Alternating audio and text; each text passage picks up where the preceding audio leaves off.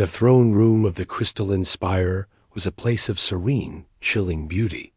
Light from the twin suns fractured through the faceted walls, painting the assembled nobles of the celestial arcology in shifting hues of azure and silver. At the center of this calm, a storm of humiliation brewed. The humans stood on the polished lapis floor, an island of worn fabric and scarred flesh in a sea of glittering biomesh and flawless complexions. He was not tall by their standards, his frame compact, his posture not one of arrogant grace, but of patient, weathered readiness. The journey from the war-torn frontier to this pinnacle of galactic refinement had been long, and it showed in the fine dust still clinging to his boots. Princess Lysandra, jewel of the arcology, descended the steps from her mother's dais, her gown whispering like falling snow. A smile played on her lips, not of warmth, but of cool, analytical amusement. Her voice, melodious and clear, carried to the far corners of the silent hall.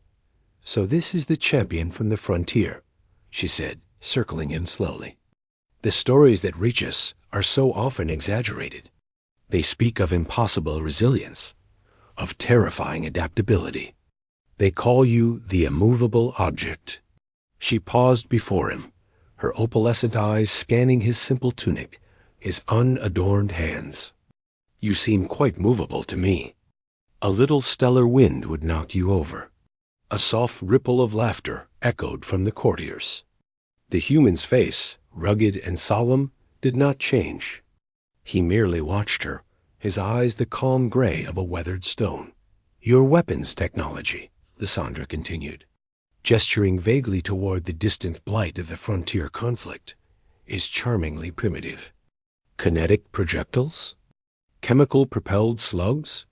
It is like comparing a child's slingshot to a focused particle lance. It is a wonder your species has survived this long, relying on such brutish, inefficient tools." She stopped, her gaze lingering on a faint, jagged scar that traced its way from his temple down his neck, disappearing under his collar. "And your bodies, so fragile. No natural chitinous plating, no capacity for bioregeneration. One puncture, one fall, and it is over. Where is the glory in such fleeting, brittle strength?" The queen, seated upon the living crystal throne, observed with an unreadable expression. The human finally spoke, his voice a low, steady rumble, devoid of anger. "The slingshot felled a giant once. Brittle things can still cut." Lysandra's smile widened, delighted by the engagement. A poetic deflection. But poetry does not win wars. Perfection does. Our ships are perfect. Our medicine is perfect. Our society, she said, sweeping a hand to encompass the glorious room, is perfect. You are a curiosity, a testament to a universe that still produces. Rough drafts. She turned her back on him, addressing the court. We appreciate the service of our frontier allies, of course. Their willingness to absorb the brutalities of the conflict with their simple, expendable lives has been tactically useful. She glanced over her shoulder at the warrior. Do not mistake gratitude for admiration. There is a chasm between us. The human simply nodded once, as if accepting a weather report. His composure was infuriating. Before Lysandra could deliver another calculated remark, the queen rose from her throne. The gentle luminescence of the room seemed to intensify, focusing upon her. She was a figure of majestic authority, her beauty austere and ancient. Daughter, the queen's voice resonated, not loud, but absolute, silencing the last murmur of amusement.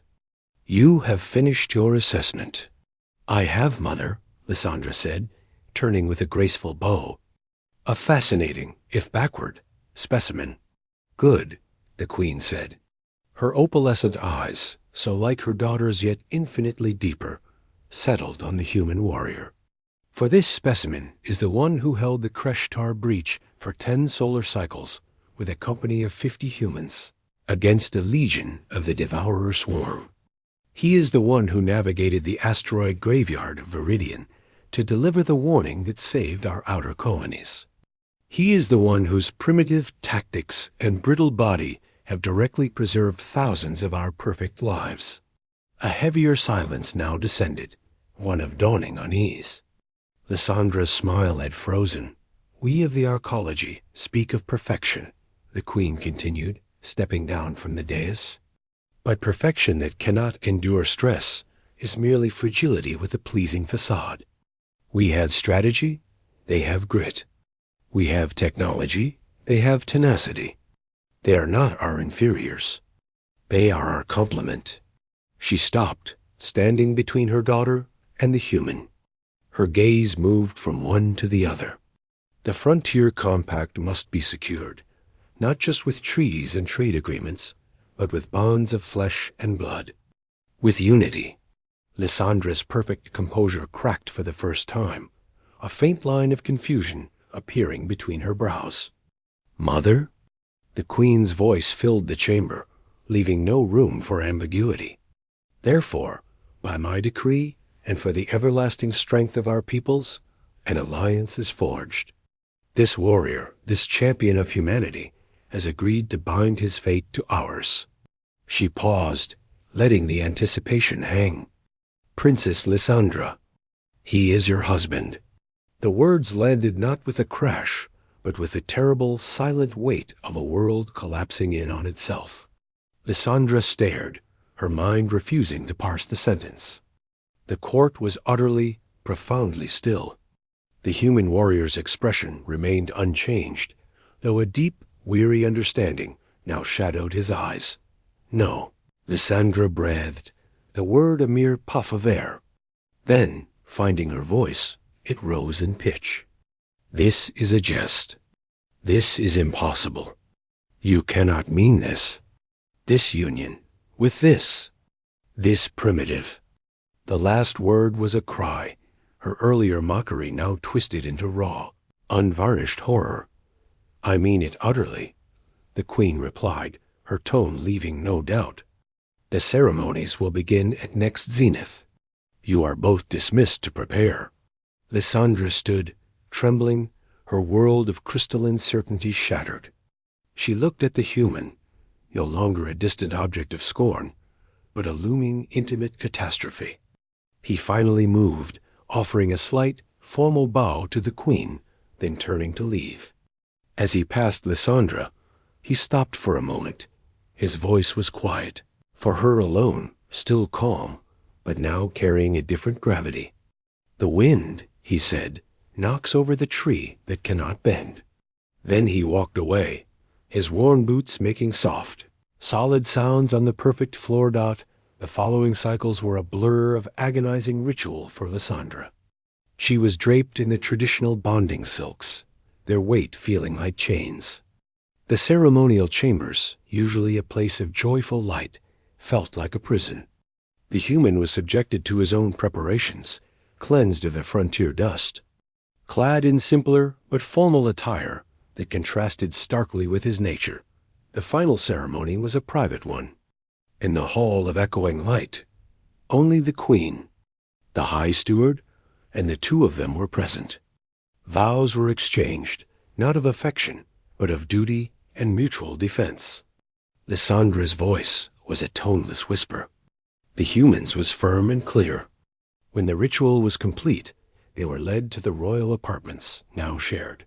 The doors sealed behind them, leaving them in a spacious suite that overlooked the glittering expanse of the arcology. The silence was vast and uncomfortable. Lysandra stood rigid by the window, her back to him.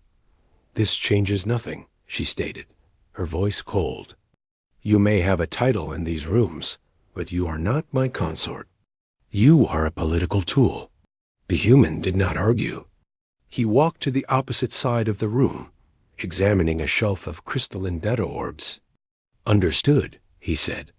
Days turned into cycles. They lived in frigid parallel. He rose early, often training in a private gym, his movements efficient and powerful, a stark contrast to the fluid dance-like exercises of her people. He read voraciously from the archaeology archives, consuming their history and science with a quiet intensity. He spoke only when necessary, his words always measured. Lysandra maintained her icy disdain, but it became harder. She saw how the palace guards, initially wary, began to nod to him with a respect they did not show many nobles.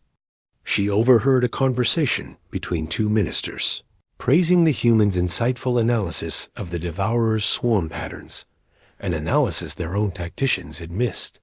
He was not loud, not demanding, but his presence was like a deep root, slowly finding its grip. The crisis arrived without fanfare. A Devourer bioship, cloaked and silent, bypassed the outer defenses. It was not a full invasion, but a precision strike, a spear aimed at the heart of the archaeology, the crystalline spire itself. Its goal was decapitation. Screams and the sizzle of energy weapons replaced the usual harmonic hum. The perfect lights flickered, then died, replaced by pulsating emergency glows. Lysandra, in her chambers, heard the terrible skittering of chitinous limbs on crystal walls. Fear, pure and paralyzing, seized her. Perfection had failed. The door to her chamber hissed open. It was the human. He was not in silks, but in a simple, durable combat suit he must have replicated, a solid, blocky human weapon in his hands. "We need to move," he said, his voice the same steady rumble as the day they met. "Where?" "The defenses are breached. Perfection is," her voice broke, "perfection is a luxury." He finished for her, grabbing a ceremonial energy staff from its mount and tossing it to her. "Bend or break. Your choice." He led her not to a fortified safe room, but through secondary service corridors, routes she never knew existed. When a Devourer warrior, a nightmare of blades and chitin, erupted from a vent, Lysandra froze. The human did not. He stepped in front of her. The creature was faster, stronger,